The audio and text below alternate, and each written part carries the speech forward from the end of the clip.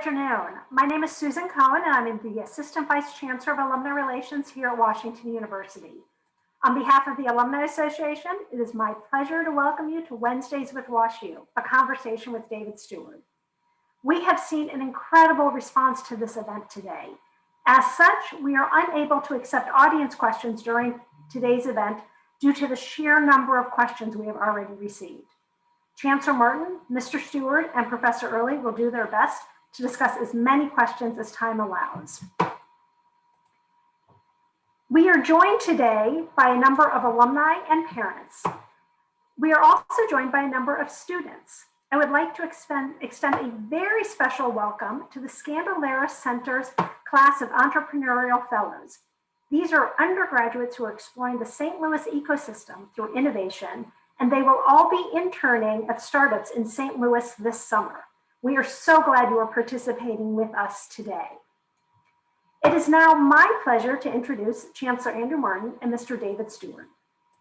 Mr. Steward is a Washington University trustee and founder and chairman of Worldwide Technology. Worldwide Technology is a market-leading systems integrator and supply chain solutions provider and is the largest Black-owned company in the United States. After previously creating two successful startup companies, Steward began Worldwide Technology in 1990 with a handful of employees in a 4,000 square foot office. Worldwide Technology currently operates in 4 million square feet of warehousing, distribution, and integration space in more than 20 facilities throughout the world. The company employs more than 7,000 people globally and generates more than $13 billion in annual revenue. As chairman of Worldwide Technology, Steward emphasizes the role of strong cultural values, as well as the importance of strong collaboration between employees and departments. For the 9th consecutive year, Worldwide Technology has made Fortune's 2020 100 Best Companies to Work For list. Additionally, they appear on the 2020 Best Workplaces in Technology list by Great Place to Work and Forbes' largest private companies. These are honors that demonstrate the core values on which Steward founded Worldwide Technology more than 30 years ago and are still alive and well today. Mr. Steward will be interviewed by Chancellor Andrew Martin. Chancellor Martin was appointed Washington University's 15th Chancellor by the Board of Trustees in July 2018 and began his tenure in 2019. We are very proud to include Chancellor Martin as a member of the WashU alumni community, as he earned his PhD in political science in 1998. Chancellor Martin and Mr. Steward, welcome. Susan, thank you, and to your team for helping organize this. As Dave, it's great to see you. Thank you so much. Thank you so much for joining us today. Let's start at the very beginning. You grew up in Clinton, Missouri in the 1950s, and during that time, you experienced firsthand the impact of Brown versus the Board of Education. What was it like for you as a Black man to come of age in rural Missouri? You don't realize how difficult it was until you've grown up and didn't know that that was kind of normal. As you look back, the segregation that was in place at the time, the segregated schools, neighborhood to the opportunity to thrive in that environment for my parents were somewhat limited as well. How we lived as well. I mean, I grew up milking cows and slopping hogs and not having an indoor bathroom. To those kinds of things were just normal life, and to live through that and have experienced that, I think as much as it was challenging, I think it has strengthened me for a time such as this, when we have challenges in our economy, have challenges, and find innovative ways to be able to work through those challenges. But as I reflect by it also, I saw the courage of my parents and how they endured and the power they possessed as individuals to be very optimistic and be forward thinking about for their children and laying the foundation for that, and the sacrifices they were prepared to make on behalf of their children, a set of values that they believed in that were so vitally important, I think, for me to this day, that they lived and worked by. And as I looked at Brown versus Board of Education in 1954 and the significance of that landmark decision, in 1957, I was going into the first grade. They went on a timetable, and I was going to the first grade, and we were going to integrate the school system in Clinton, Missouri at the time. And I didn't know this, but my father, there were threats from the Ku Klux Klan that they were going to threaten those kids and the community, that just wasn't going to happen. And so my father, being a former military man in the Navy, he patrolled the town all night to ensure that his 5 children that were going to school at the time could actually go to school safely. And to look back on that and the courage he had to do that during a very, very challenging and difficult time is something I'm in awe of to this day. And I remind myself every day, am I living my life worthy of that kind of sacrifice on my behalf? And so I thank God, the parents that I had, my mother with a loving, caring, nurturing, and supportive and encouraging personality and love that she provided in the household as well, was an integral part of that union that I think all 8 of their children possess today. That's, one of the things you mentioned that really resonates is the benefit of hindsight. When one is experiencing something, it's hard to appreciate exactly what it is one is experiencing until you're on the other side. I went to a rural high school in West Lafayette, Indiana. Was perhaps one of the most homogeneous places on the planet.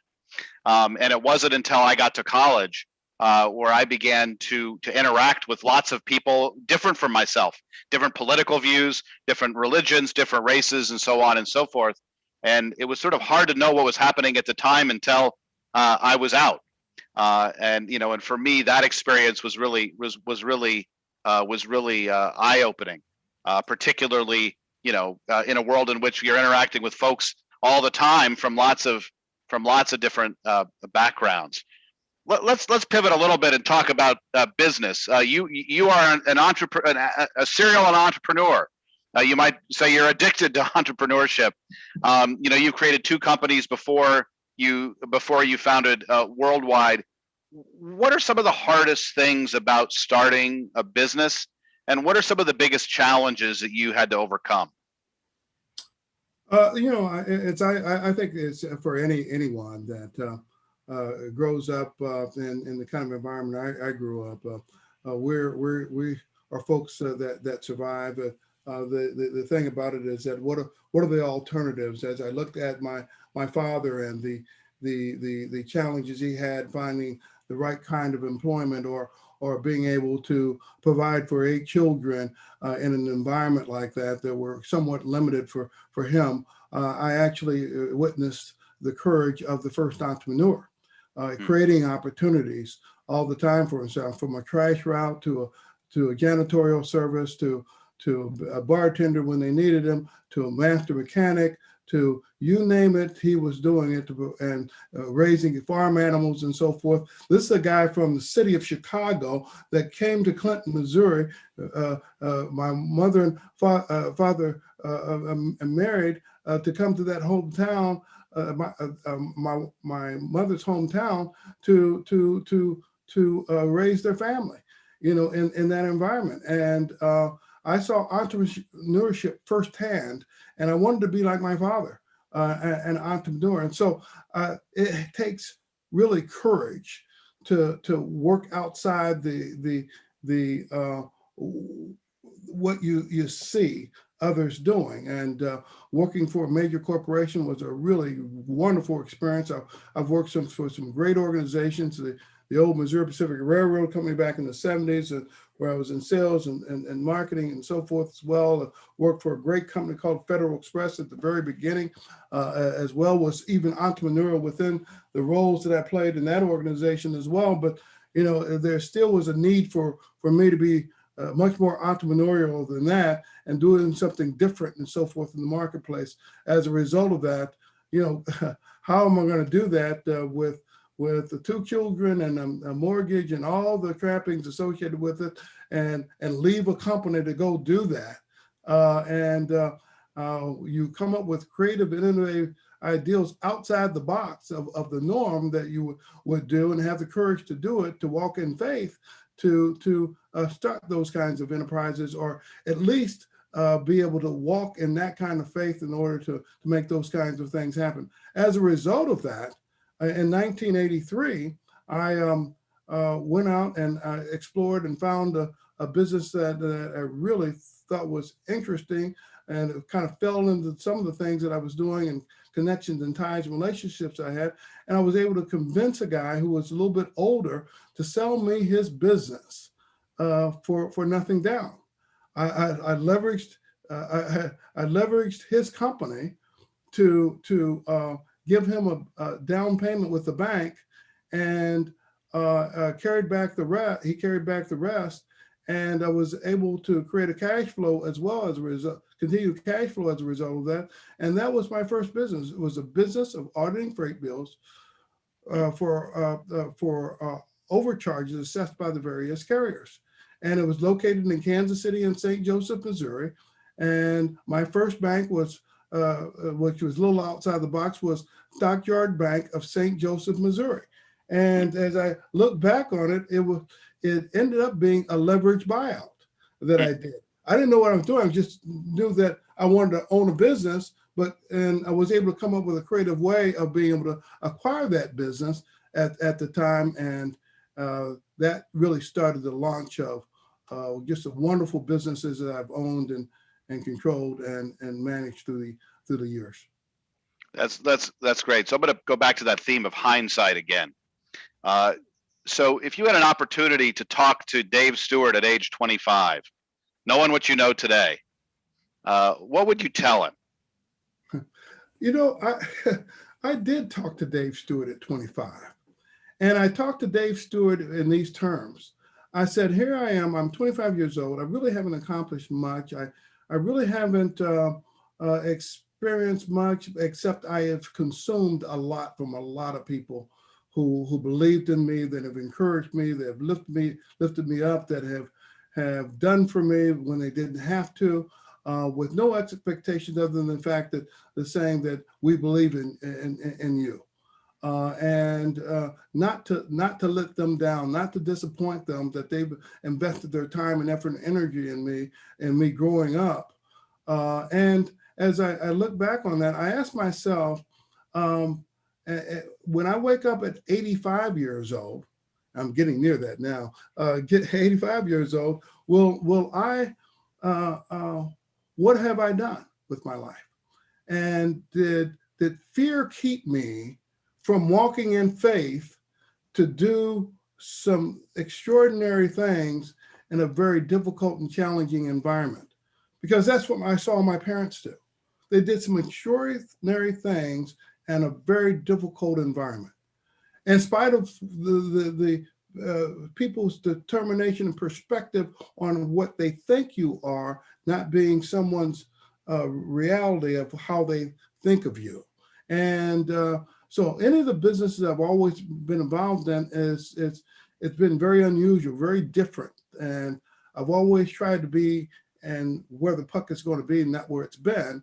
And as a result of that, that takes a little courage. It takes vision. It takes walking in faith. It takes, I think, a determination to sometimes walk outside the box where many will not wonder, with the fear of failure. So I think that's kind of been most of the things that I've thought about. And at 25 years old, I would say the same thing I said myself at 25 that I'm saying myself at 69, and that is,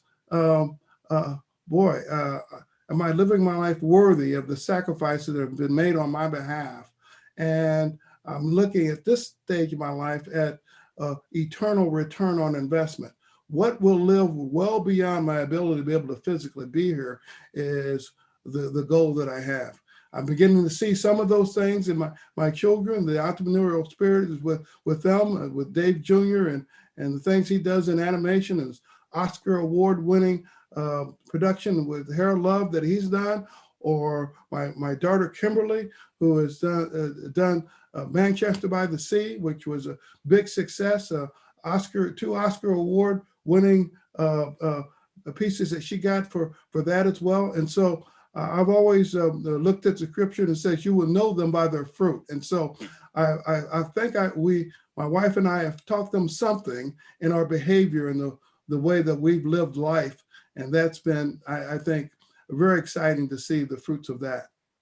Yeah, Dave, when I think about my professional journey, I think about all those people who have stepped up in big ways and little ways to sort of help me along the way. It goes all the way back to teachers in high school and professors when I was in college, and mentors here at Washington University, and lots of people that I've just had to who built relationships with for serendipitous reasons, and been able to learn a lot about leadership.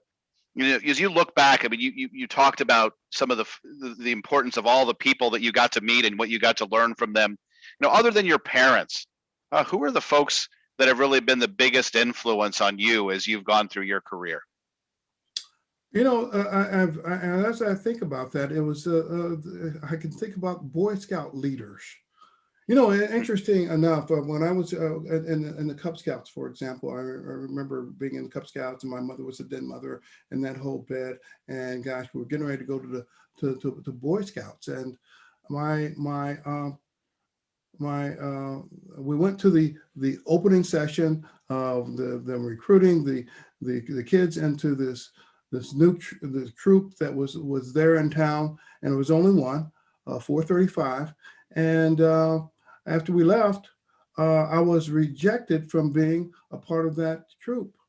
My mother, it was very difficult for her to tell me and share that with me, but I was rejected because I was a person of color. And so as a result of that, seeing the example of my mother and my father and the community being outraged by that, started a troop, 225, that I was able to join later on. We had terrible memories about that moment, but they did something about it. And so those men that stepped up in the community that didn't look like me, that were my scout leaders at the time, in courage and in faith and the right thing to do for those children, they have inspired me to this day. The core values that the Boy Scouts had laid down, the cornerstone of the leaders in our church community and so forth as well, been inspirational to me, and reaffirming those set of values that I think are so vitally important for you to have throughout your lifetime and to share with others as well, has been of immeasurable value to me as I build the relationships in community and beyond, and for that next generation and so forth, that we establish as we're accountable to and accountable for, and reputationally, that allows us to be able to, I think, thrive in very difficult and challenging times that are true today as they were back then. So many people that have lived by that, have reinforced that in our community, I think have been mentors of mine in some shape, form, or fashion.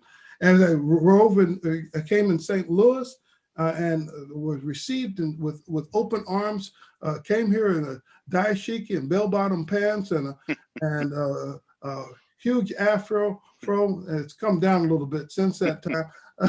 And I was 6'8" then. I'm only 6'4" now. So I look back at the Urban League and United Way and the Boy Scouts, which was my very first job that I had when I came to St. Louis. There were people that helped me along the way, that cared about me enough to be able to direct and guide and nurture and sow seed into me, believing that I would bring value to the community in a meaningful way. And so there's many I could see. And then as I became an entrepreneur, I look at Jack Taylor.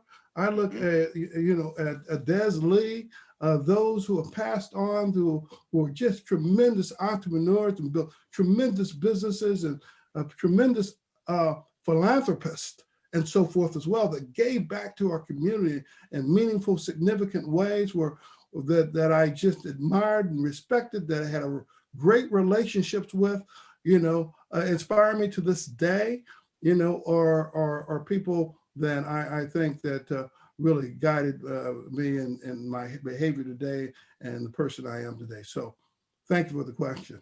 So Dave, you're a man of deep faith, and you've written about your faith and the way in which the Bible can influence business leaders. Can you tell me a little bit about what inspired you to write your two books, doing business by the good book and leadership by the good book? Well, I think it begins back in the Clinton, Missouri, when you're going to church and you're trying to connect your faith with life, and then I began to apply those scriptural references in a meaningful way, has been kind of the cornerstone of how I live. And as I look at some of those scriptures even to this day, and reminding myself that who I am versus how somebody's opinion of who I am, I think is a great way to start. When I recognized in Ephesians 3:20, glory be to God that works within us, that can do exceedingly above all you can think, dream, or pray for, I began to recognize that that I have a greater call and greater purpose, a gift within me that can do exceedingly above all you can think, dream, or pray for. You have a different perspective about your expectations of yourself at that particular point, and how you project yourself, what's possible as well. Vision. My people perish for the lack of vision. I think the vision that I have usually exceeds well beyond your ability to be able to see that possibility. And faith is what it takes to be able to walk in the courage to accomplish that. And as I think about that, I think about in Hebrews it talks about 11. It talks about glory be.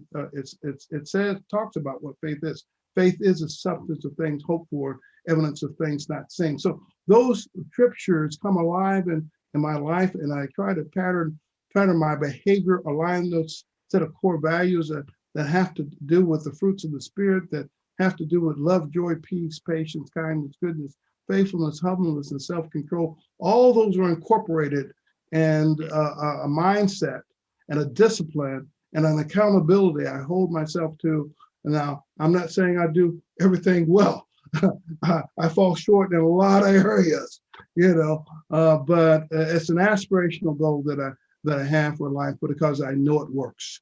It works for me and the way that I want to live my life, the example I want to set for the next generation, for my children, and for my children's children as well. In fact, even in my trust documents and my we communicate that, weave that through those trust documents away to hold that next generation and G3 accountable to that, even if I'm not here. So the book was written for that basis, for a community in that regard.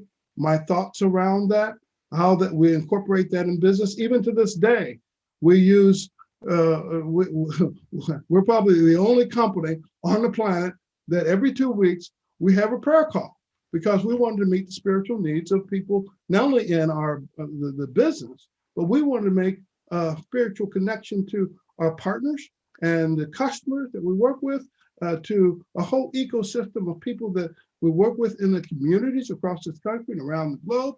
And we have some of the great speakers come on and encourage us and lift us up. And we talk, we have great music from some of the great artists coming from Wynton Marsalis to David Sanborn and his wife to B.B. Winan, to many others, and great speakers, T.D. Jakes, to many others that come on as well. We pray and we encourage and we lift up and the spirits of people in our ecosystem. And I think it's been extremely successful the last year. And that's what the pandemic has brought out in us, the courage to do that. in faith that I think has been very, very meaningful for me, and I think our ecosystem of partners. Well, let's pivot a little bit and talk about technology. I mean, one of the things that the pandemic has done and will continue to do is to fundamentally disrupt institutions, including large, heterogeneous, slow-moving institutions like universities. As you think about the pandemic and think about technology, where do you see the biggest points of innovation, the biggest points of disruption, as you think about the broader economy? Well, one of the things that, gosh, as I look at it, there's a lot of areas. We've also seen our vulnerabilities as well, because cybersecurity has been just a huge challenge for this country.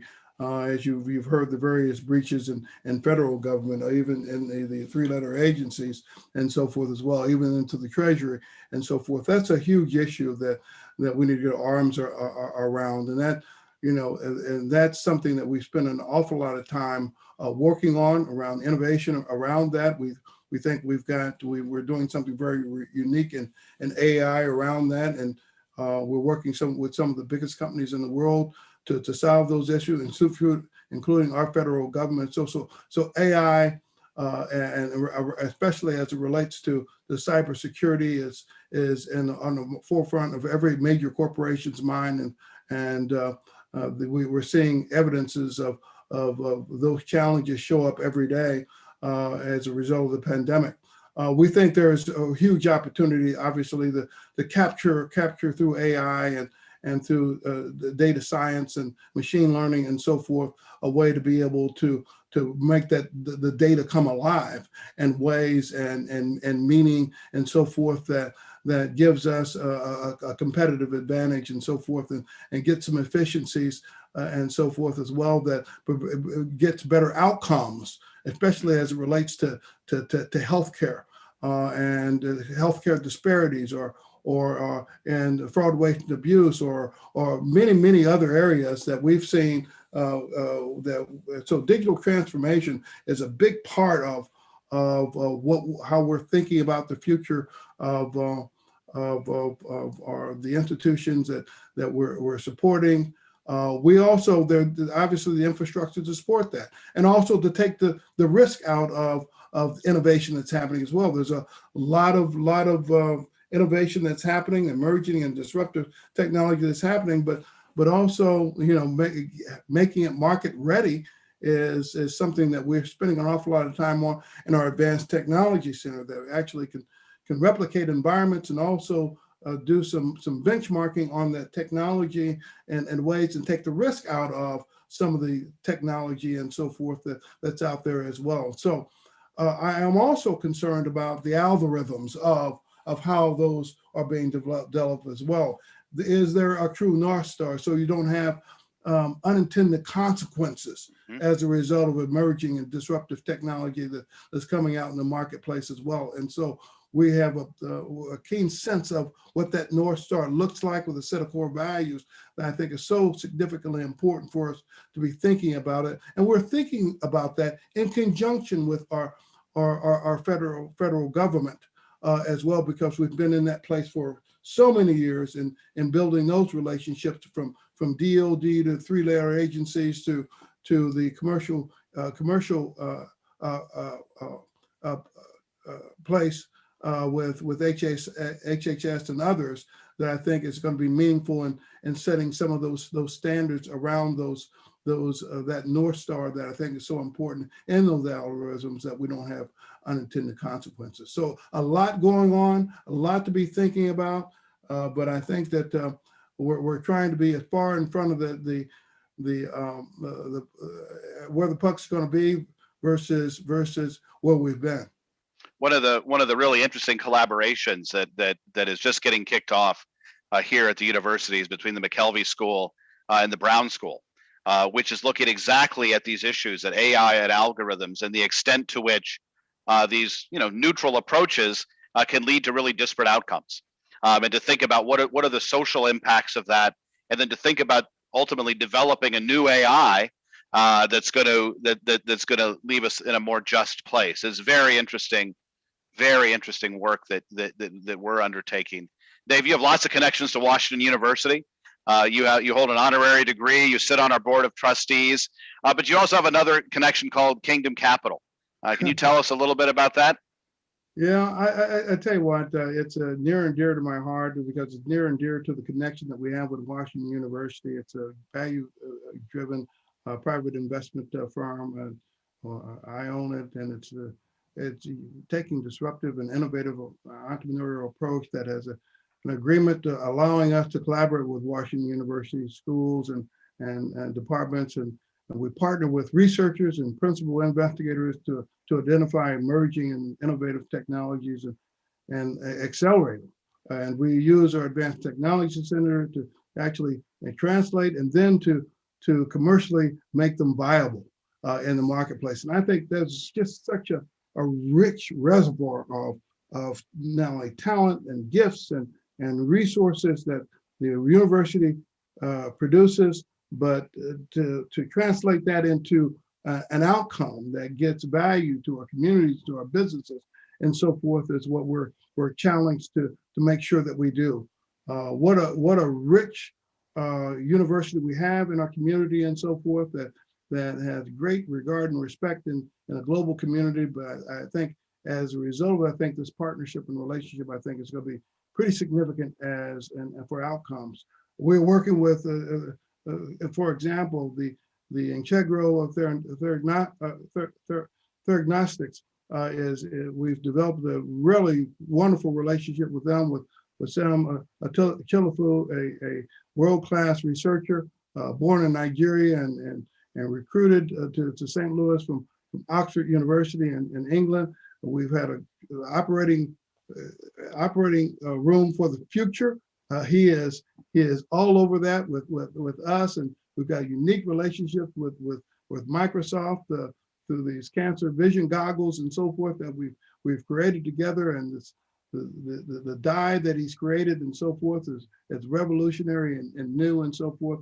So those are just one example, or Pachaya, which is an artificial intelligence technology developed in collaboration with Washington University, originally targeted at the life science and drug discovery marketplace. The platform capability is agnostic to go into other market segments, and it's just an extraordinary technology and opportunity that I think that will lead to some tremendous value to the business community and government and beyond, that I think is going to be significant for us to watch.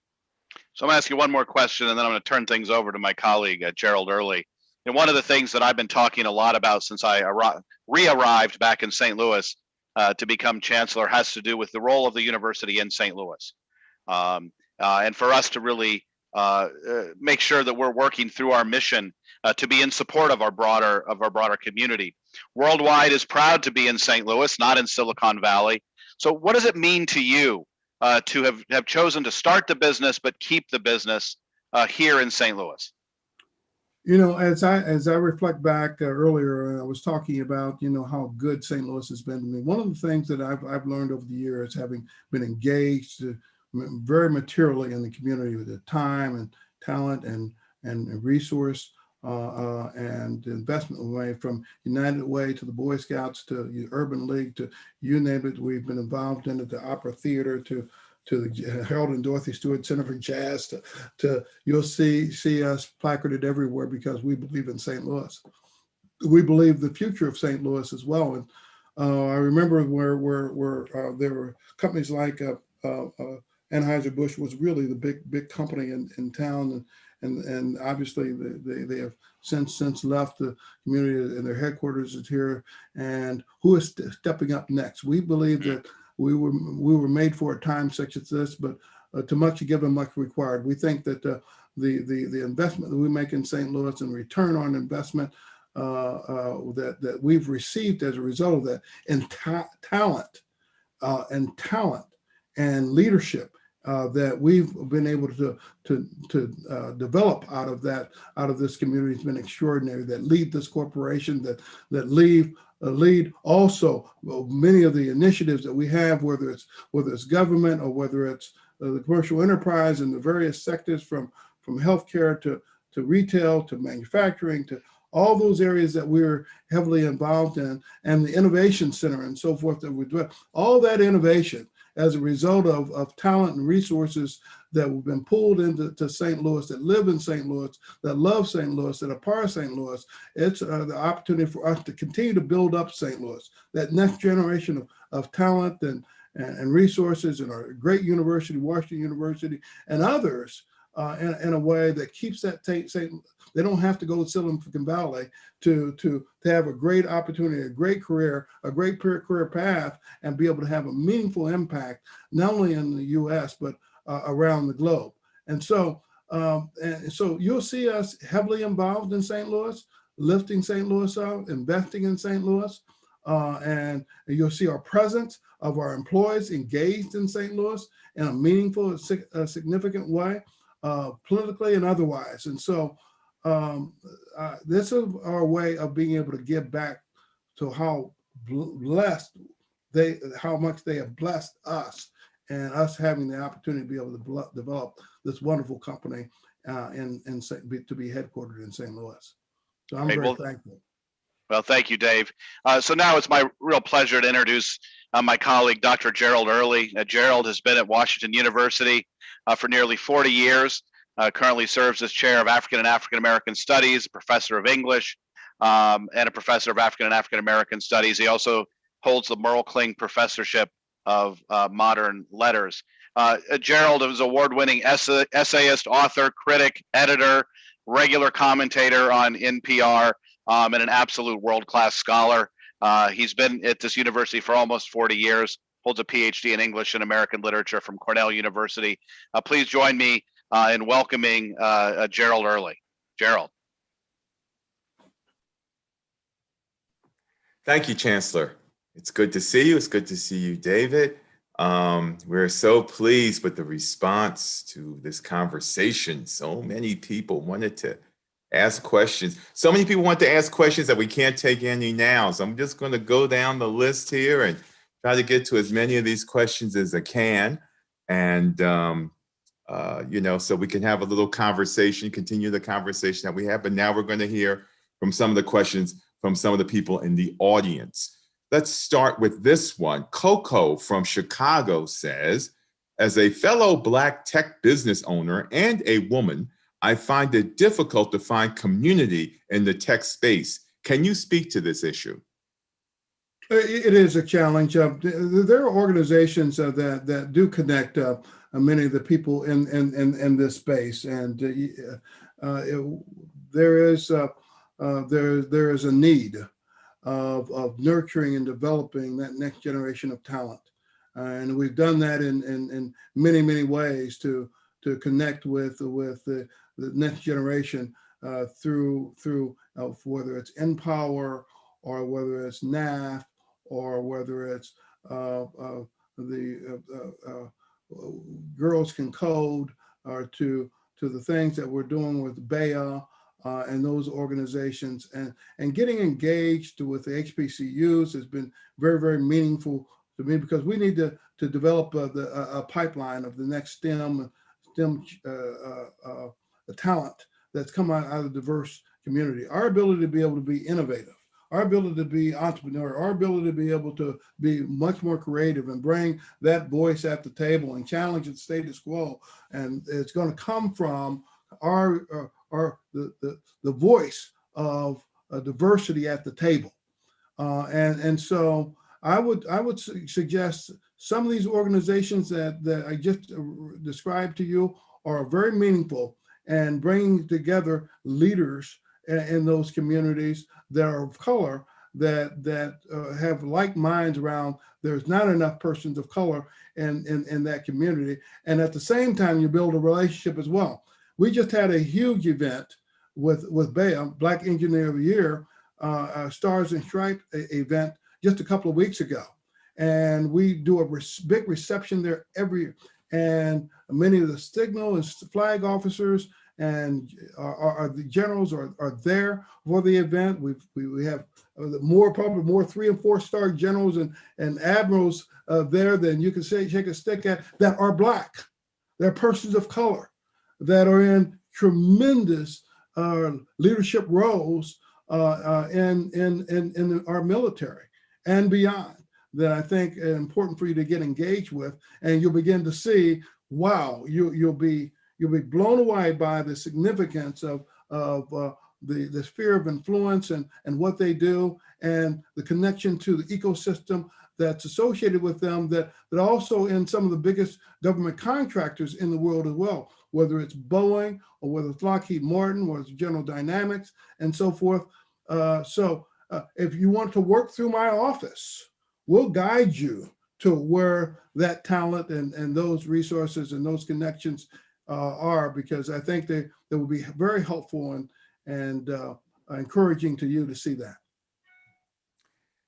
Another question here. Scott from Chesterfield asks, as a National Minority Supplier Development Council leader, how are you and Worldwide Technology creating opportunities for inclusion and diversity with your suppliers? You know, it's interesting. We've been doing this for many years, and many may or may not know this, but we're the, and I'm not bragging, but we're a small business, 8A business, disadvantaged businesses. We're the most successful small business, 8A disadvantaged business in the history of the small business program ever. And there's been a lot of people here locally who have been just extremely valuable and for us to have the opportunity to even say that. But we've obviously transitioned to the enterprise space and the commercial marketplace in a pretty significant way. But we still do quite a bit of business there. And as I look at, if you look at our new headquarters, and we built that probably four years ago now, maybe 5 years ago. It was a Black contractor that was the general contractor in building that building. We spent about $150 million on that building, and all the innovation that went into that building, and all the new things that we thought of at the time. He was an integral part of helping shape and build that, because we wanted to make a true statement about what's possible. He still is a huge contractor, or now the campus, the tech campus that we have. He has been an integral part of developing all of that, or Advanced Technology Center that we talk about a lot, which is one of a kind in the world. He was integral part of that. We spent last year $350 million with diverse companies. And in addition to that, we also are developing companies as well along the way. We're in the federal space. In the federal space, we find ways to be able to work with diverse companies, 8A, disadvantaged business, veteran-owned businesses and disabled vet-owned businesses and the like. And last year we did almost $700 million worth of business on the front end and development of those businesses into the federal space, which I'm very proud to talk about. So if you take overall, we do nearly $1 billion worth of business with minority businesses and so forth. And I know no other business that's at our level that is doing that kind of business, let alone a minority-owned business in that space. So we are still developing other businesses as well. When the Minority Supplier Development Council was trying to find partners to work with in New York City with the financial community around PPP money and so forth, that many of the companies on the first round could not find those 16,000 diverse companies were trying to find ways to be able to work with their banks to get that money. They were the last to get those money, but the leadership called me and asked me, how do you know banks that we could do that? Well, it was a bank in St. Louis that's led by a person of color that we connect to, and actually we're able to put something in place that's working today for them to be able to get that PPP money in place and working. And so there's a lot that we're connected to in that, and feel an obligation and a commitment to ensure that those companies are viable and successful and have their place, and they're the next generation. They're the future worldwide technology. Let's switch up a little bit, and here's a question concerning faith-based leadership from Alex in Connecticut, who says you have been a big inspiration to him, and he used Doing Business by the Good Book to shape his performance brand. His question: based upon your experience, would you still recommend using that approach in today's environment? If so, how would you promote that approach? Absolutely. I think last year so the first book came out in 2005, and so I'll double down by saying this book, Leadership by the Good Book, it was just published in the midst of the pandemic, right? And so as I think about it, is that I think I lean forward in time, and I know where my help comes from, and I don't shy away from giving praise, honor, and glory, and give honor where honor is due, and walk in faith in that, and confidence in that, and the set of core values work for me, and it's worked for me my entire career. And I think those values also work in the relationships you build with others as well. And in fact, I was on with the CEO this morning, and I met him for the first time, and I was on with one of his executives, and I'm not going to mention the company, but I will say this: at the end of the call, I asked him, how could I pray for him and his family during this challenging time? So, and that's what we did. We prayed, and it's a major corporation, global company that is very successful. And because I think it matters.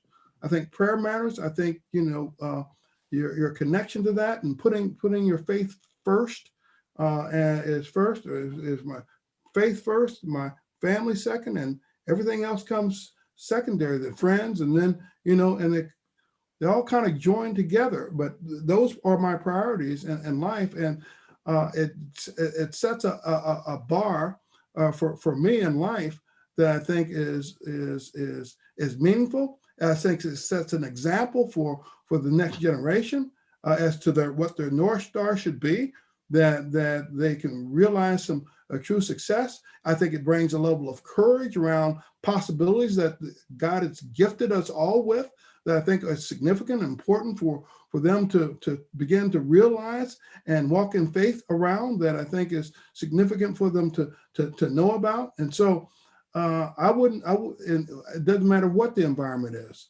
I think there's an opportunity here that you will see things in the middle of a storm like you see today that others will not see. I see more opportunities because I'm above the storm of all of that, looking at opportunities and so forth where the eagles fly. And it's a lonely place sometimes because everybody will be so focused on the storm, they're not focused on where the sun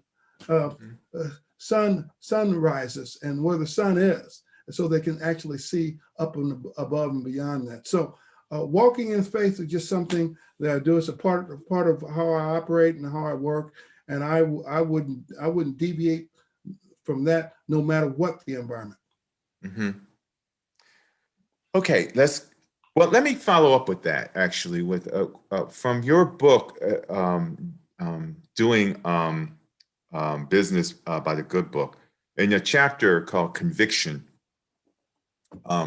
You talked about praying and so forth. And I was wondering what you would say to somebody, because you said your convictions were strong enough so that you were willing to pray, and because you had gotten criticism that some people would say, oh, well, everybody in your audience, everyone you're talking to isn't Christian. There would be Muslims there, and Jews and Hindus and people and other people of other faiths and everything like that. What would you say to someone who says, well, I really can't afford to take your approach because I would be afraid of offending these people? You've addressed that in the chapter called Conviction, and I found that to be very interesting how you responded. Well, I think that you know, there are things that we all believe in that are common ground from all faiths, and those values don't change from faith to faith as well. I have great friends that in relationships and so forth, and all those communities of faith that aren't necessarily Christian, and that we have great relationships. We have common objectives. We have common set of core values that we meet, greet, and we're encouraged by that. We're lifted one another up as a result of that. In fact, there is a school over in Israel right now that we've invested in Christian Jewish relationships and so forth, and that we have funded for the last probably 10 years. That has been very meaningful, and not only renewing my faith, but I think it has for the Jewish community as well. So I mean, I don't shy away from it, but I think there's a lot that we have also in common relative to the set of values that I think that we all agree upon that are so significant and important. Mm-hmm. Another question related to faith from Dre in St. Louis would like to know, which one fruit of the Spirit would you encourage others to align with in 2021? Wow.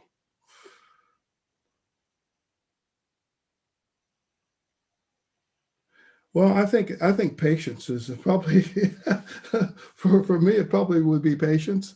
Mm-hmm. I mean, we going through what we're going through right now, and enduring the challenging things that we're facing. I think probably patience is probably the top of my list regarding, mm-hmm. And it just takes time. It takes endurance. It takes fortitude to get through that. Mm-hmm. and then adhering to all the other things as you go through that. It's love, joy, peace, patience, kindness, goodness, faithfulness, humbleness, and self-control. I mean, maintaining all of those things simultaneously is a difficult and challenging task. But for me, probably patience. I want things to happen yesterday, and I want things to be over as we go through challenges in life yesterday and so forth, mm-hmm. as well. And sometimes it takes time. I'm getting better at it as I've gotten older, but it's still a big challenge for me. Here's another interesting question.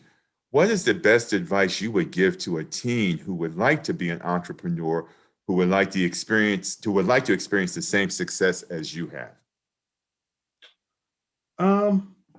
You know, as a teenager and even as a teenager, I was somewhat of an entrepreneur even then. I remember at Christmas time I used to go sell Christmas cards when I was probably 8 years old, door to door, and I would also go door to door and shovel people's snow.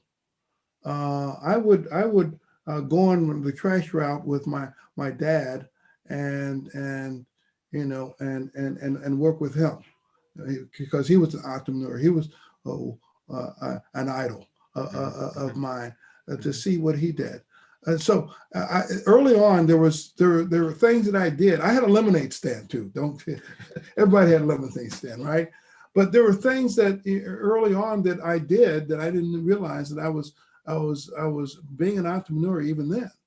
And so I think finding something that you feel that is needed in the marketplace, and begin the process of fulfilling that. And that may be, with your schoolmates. I don't know what they may be, but if you have a passion for it, you have to have a call for that. I